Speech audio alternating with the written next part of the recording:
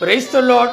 கர்த்தரும் உலக இரட்சகரும் ஆகிய ஆண்டவராகிய இயேசு கிறிஸ்துவின் இனிதான நாமத்தினாலே உங்கள் யாவரையும் அன்போடு வாழ்த்துகிறேன்.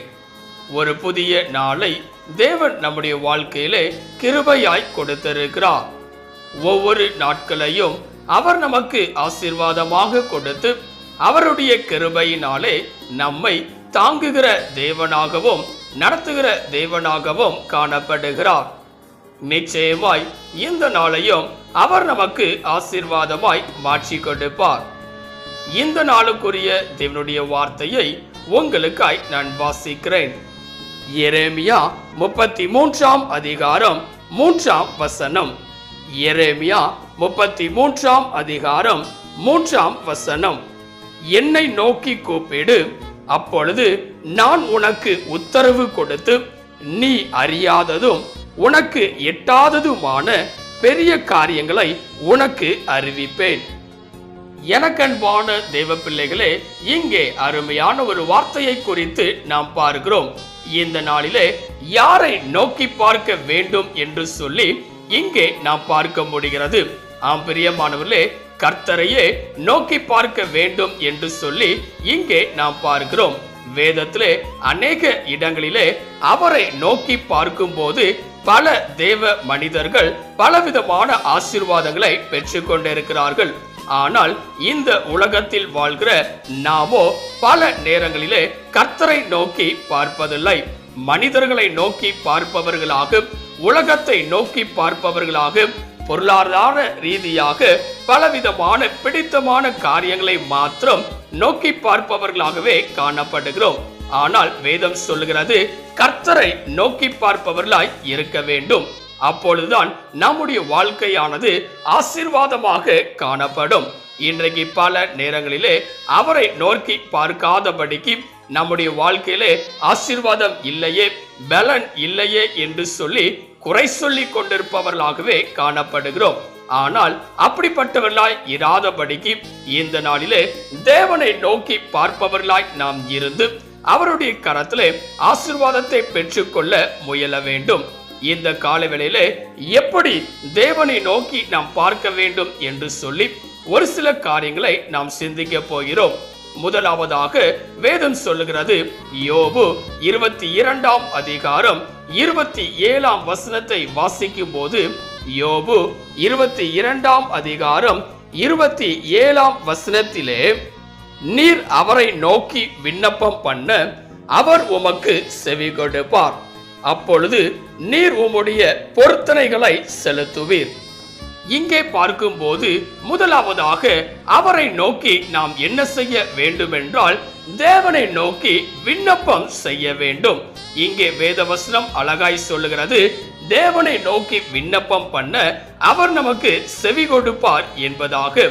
இந்த காலவெளியிலே தேவன் நமக்கு செவி கொடுக்க வேண்டும் என்றால் அவரை நோக்கி விண்ணப்பம் செய்கிறவர்களாய் இருக்க வேண்டும். பல நேரங்களிலே தேவைக்காக மனிதர்களை நோக்கி விண்ணப்பம் செய்கிறோம். அப்படிப்பட்டவர்களாய் இராதபடிக்கு கர்த்தரை நோக்கி பார்ப்பவர்களாய் இருக்க வேண்டும். அப்பொழுதுதான் அவர் நமக்கு செவி கொடுக்கிற தேவனாக, நம்முடைய ஜெபத்தை கேட்கிறவராக காணப்படுவார். பல நேரங்களிலே நாம் சொல்லுகிற ஒரு வார்த்தை என்னவென்றால், தேவன் என் ஜெபத்தை கேட்பதில்லை, தேவன் எனக்கு செவி கொடுப்பதில்லை என்பதாக. ஆனால் கர்த்தரை நோக்கி நாம் எப்பொழுது பார்க்கிறோம் என்றால் தேவை என்கிற ஒரு காரியம் வரும்போது மாத்திரமே. ஆனால் அப்படிப்பட்டவர்களாய் இராதபடிக்கு ஒவ்வொரு நாளும் தேவனை நோக்கி நாம் பார்க்கும் போது, தேவனை நோக்கி விண்ணப்பம் செய்யும் போது அவர் நமக்கு செவி கொடுக்கிற தேவனாய் காணப்படுவார்.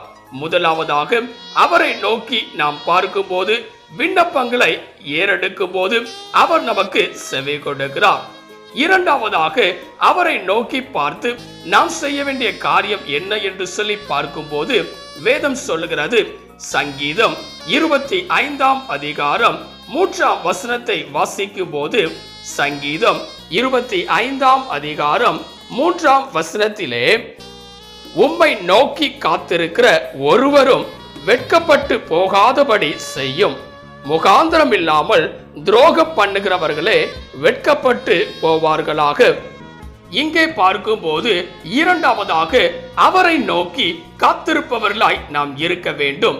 இன்றைக்கு உலக மனிதர்களுக்காக பல மணி நேரம் நாம் காத்திருக்கிறோம். ஆனால் தேவனுக்காக அவரை நோக்கி காத்திருப்பது கிடையாது. இதனாலே பலவிதமான ஆசீர்வாதங்களை இழந்தவர்களாய் நாம் காணப்படுகிறோம். இந்த காலவேளையில இரண்டாவதாக அவரை நோக்கி நாம் காத்திருக்கும் போது கர்த்தர் நம்மை ஆசீர்வதிக்கிறவராக காணப்படுவார். இங்கே வேத வசனம் சொல்லுகிறது, அவரை நோக்கி நாம் காத்திருக்கும் போது நம்முடைய வாழ்க்கையில வெட்கம் கிடையாது. ஆம் பிரியமானவர்களே, பலவிதமான சூழ்நிலைகளிலே வெட்கப்பட்ட நிலைமை நம்முடைய வாழ்க்கையிலே காணப்படுகிறது. ஆனால் தேவனை நோக்கி காத்திருக்கும் போது அவர் நம்மை வெட்கப்பட்டு போகாதபடி செய்கிற தேவனாய் காணப்படுகிறார். இந்த ஆசீர்வாதத்தை நாமும் பெற்றுக்கொள்ள வேண்டும் என்றால் ஒவ்வொரு நாளும் கர்த்தரை நோக்கி காத்திருப்பவர்களாய் இருக்க வேண்டும்.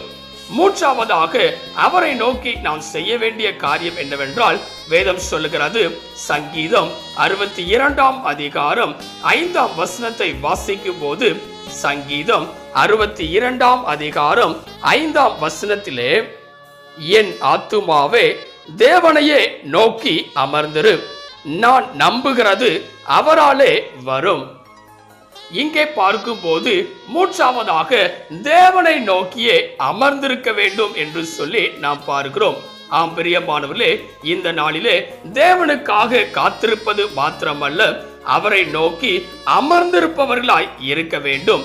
இங்கே வேதவசனம் சொல்லுகிறது, அப்படி நாம் செய்வோமே என்றால் நாம் நம்புகிற எல்லா காரியத்தையும் அவர் செய்கிறவராக காணப்படுவார்.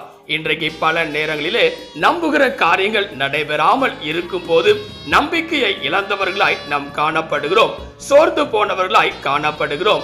ஆனால் தேவனை நோக்கி அமர்ந்திருப்பது மாத்திரம் நம்முடைய வாழ்க்கையிலே இருக்காது. இந்த காலவெளியிலே வேதம் சொல்லுகிறபடியாக அவரை நோக்கி நாம் அமர்ந்திருக்கும் போது நாம் நம்புகிறது அவராலே வருகிறதாய் காணப்படும். மூன்றாவதாக அவரை நோக்கி அமர்ந்திருக்க வேண்டும். நான்காவதாக அவரை நோக்கி நாம் செய்ய வேண்டிய காரியம் என்ன என்று சொல்லி பார்க்கும் போது வேதம் சொல்லுகிறது, ஏசாயா 45ஆம் அதிகாரம் 22ஆம் வசனத்தை வாசிக்கும் போது, ஏசாயா 45ஆம் அதிகாரம் 22ஆம் வசனத்திலே, பூமியின் எல்லையெங்கும் உள்ளவர்களே என்னை நோக்கி பாருங்கள், அப்பொழுது ரட்சிக்கப்படுவீர்கள், நானே தேவன், வேறொருவரும் இல்லை. இங்கே பார்க்கும் போது நான்காவதாக வேதம் சொல்லுகிறது, அவரையே நோக்கி பார்க்கிறவர்களாய் இருக்க வேண்டும் என்பதாக. அப்பொழுது நம்முடைய வாழ்க்கையிலே உண்டாகிறத மாற்றம் என்ன என்று சொல்லி பார்க்கும் போது இங்கே வேதவசனம் சொல்லுகிறது, பூமியின் எல்லையெங்கும் உள்ளவர்களே அவரை நோக்கி பாருங்கள், அப்பொழுது ரட்சிக்கப்படுவீர்கள் என்பதாக. இந்த காலவெளியிலே நம்முடைய வாழ்க்கையிலும் கூட ரட்சிப்பு வேண்டுமென்றால், நம்முடைய வாழ்க்கையிலே விடுதலை வேண்டுமென்றால் அவரை நோக்கி பார்ப்பவர்களாய் இருக்க வேண்டும். ஆம் பிரியமானவர்களே, பல நேரங்களிலே அவரை நோக்கி பார்க்காதபடிக்கு, விடுதலை இல்லாதபடிக்கு, ரட்சிப்பு இல்லாதபடி நாம் காணப்படுகிறோம். பல நேரங்களிலே நாம் சொல்லுகிற ஒரு வார்த்தை, என்னுடைய வாழ்க்கையிலே ஒரு விடுதலை உண்டாகாதா என்பதாக. இந்த நாளிலே அவரை நோக்கி நீங்கள் பார்ப்பீர்களே என்றால் நீங்கள் ரட்சிக்கப்படுவீர்கள், நீங்கள் விடுதலையாக்கப்படுவீர்கள். இந்த நாளிலே நான்காவதாக அவரை நோக்கி பார்க்கும் போது நம்முடைய வாழ்க்கையிலே ரட்சிப்பு உண்டாகிறது. ஐந்தாவதாக அவரை நோக்கி நாம் பார்க்கும் போது நம்முடைய வாழ்க்கையில எப்படிப்பட்ட ஆசீர்வாதங்கள் இருக்கிறது என்று சொல்லி பார்க்கும் போது வேதம் சொல்லுகிறது, எரேமியா 33ஆம் அதிகாரம் 3ஆம் வசனத்தை வாசிக்கும் போது, எரேமியா 33ஆம் அதிகாரம் 3ஆம் வசனத்திலே, என்னை நோக்கி கூப்பிடு, அப்பொழுது நான் உனக்கு உத்தரவு கொடுத்து நீ அறியாததும் உனக்கு எட்டாததுமான பெரிய காரியங்களை உனக்கு அறிவிப்பேன். இங்கே பார்க்கும் போது ஐந்தாவதாக அவரை நோக்கி கூப்பிடுகிறவர்களாய் நாம் இருக்க வேண்டும். அப்பொழுது அவர் நம்முடைய வாழ்க்கையிலே நாம் எண்ணுவதற்கும் மேலான காரியங்களை செய்கிற தேவனாய் காணப்படுகிறார். இந்த நாளிலே அவரை நோக்கி கூப்பிடுகிறவர்களாய் நாம் இருக்கிறோமா? பல நேரங்களிலே கஷ்டத்தின் மத்தியில் நாம் காணப்படும் போது, துயரங்களின் மத்தியிலே காணப்படும் போது உடனே நாம் செய்கிற ஒரு காரியம் என்னவென்றால், மனிதர்களை நோக்கி கூப்பிடுகிறவர்களாக இதிலிருந்து எப்படி விடுபட வேண்டும் என்று சொல்லி ஆலோசிக்கிறவர்களாகவே காணப்படுகிறோம். அப்படிப்பட்டவர்களாய் இராதபடிக்கு கர்த்தரை நோக்கி கூப்பிடுகிறவர்களாய் இருக்க வேண்டும். அப்பொழுதுதான் அவர் நம்மை ஆசீர்வதிக்கிற தேவனாக கடந்து வருவார். இந்த காலவேளையிலே இதை கேட்டுக்கொண்டிருக்கிற எனக்கு அன்பான தேவ பிள்ளைகளே, நாம் தேவனை நோக்கி பார்ப்பவர்களாய் இருக்க வேண்டும். வேதம் சொல்லுகிறது, அவரை நோக்கி பார்த்த முகங்கள் எல்லாம் பிரகாசம் அடைந்தது என்பதாக, அவர்கள் முகங்கள் வெட்கப்படவில்லை என்பதாக. வேதத்திலே அநேக தேவ மனிதர்களுடைய வாழ்க்கையிலே எப்பொழுது ஆசீர்வாதம் உண்டாகிறது என்று சொல்லி பார்க்கும்போது, அவரையே நோக்கி கொண்டிருக்கும் போது, இந்த காலவெளியிலே முதலாவதாக அவரை நோக்கி விண்ணப்பம் செய்கிறவர்களாய் நாம் இருக்க வேண்டும். இரண்டாவதாக அவரை நோக்கி காத்திருக்கிறவர்களாய் இருக்க வேண்டும். மூன்றாவதாக அவரை நோக்கி அமர்ந்திருப்பவர்களாய் இருக்க வேண்டும். நான்காவதாக அவரை நோக்கி பார்ப்பவர்களாய் இருக்க வேண்டும். ஐந்தாவதாக அவரையே நோக்கி கூப்பிடுகிறவர்களாய் இருக்க வேண்டும். இவ்வாறு நாம் செய்வோமே என்றால் தேவன் நம்முடைய பட்சத்தில் இருப்பவராக நம்மை ஆசீர்வதித்து நம்மை வழிநடத்துகிற தேவனாக காணப்படுவார். தேவனுடைய கரத்திலே உங்களை அர்ப்பணிப்பீர்களா? செபிக்கலாம். கிருபையும் இரக்கமும் நிறைந்த எங்கள் அன்பின் பிதாவே, இந்த ஆசீர்வதிக்கப்பட்டதான நல்ல காலவேளைக்காய் நன்றியோடு உம்மை துதிக்கிறோம், உம்மை ஸ்தோத்தரிக்கிறோம். நீர் கொடுத்த அற்புதமான உம்முடைய வார்த்தைக்காய் நன்றி செலுத்துகிறோம். உம்மையே நோக்கி பார்க்க வேண்டும் என்று சொல்லி இந்த நாளிலே நாங்கள் பார்க்கிறோம். இந்த காலவேளையிலே இதை கேட்டுக்கொண்டிருக்கிற, இதை பார்த்து கொண்டிருக்கிற ஒவ்வொரு பிள்ளைகளும் தங்களுடைய வாழ்க்கையிலே மனிதர்களை அல்ல, உம்மையே நோக்கி பார்ப்பவர்களாய் இருந்து உம்முடைய கரத்திலிருந்து ஆசீர்வாதத்தை பெற்றுக்கொள்ள நீரே கிருபை தருவீராக. நீரே பெரிய காரியங்களை செய்வீராக. நீர் மாத்திரம் மகிமைப்படுவீராக. இயேசுவின் நாமத்தில் ஜெபிக்கிறோம் எங்கள் ஜீவனுள்ள நல்ல பிதாவே, ஆமென். கர்த்தர் தாமே இந்த வார்த்தையின் மூலமாய் உங்களை ஆசீர்வதித்து அவரையே நோக்கி பார்ப்பவர்களாய் நீங்கள் இருக்கும் போது உங்களுடைய வாழ்க்கையில எல்லா விதமான சகல காரியங்களிலும் நன்மைகளை தருகிற தேவனாக அவர் காணப்படுவாராக. ஆமென். God bless you.